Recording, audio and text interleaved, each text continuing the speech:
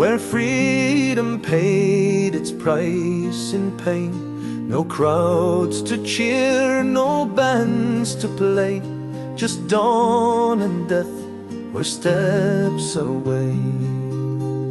Each name was called in morning gray. Pierce stood tall with words to say.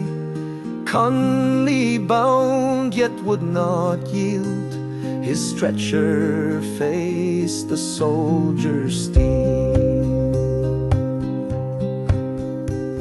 The walls were thick, but truth still climbed. They could not cage the rebel mind.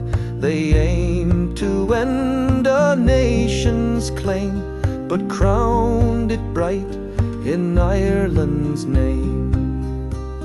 Each name was called in morning grey. Pierce stood tall with words to say. Conley bound yet would not yield. His stretcher faced the soldier's steel. The sentry flinched, his stance went stiff. The priest read slow from sacred scripts. No traitor's shame, no bandit's sneer. They faced the guns without one fear.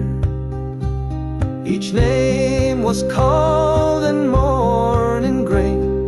Pierce stood tall with words to say. Conley bound yet would not yield. His stretcher faced the soldier's steel.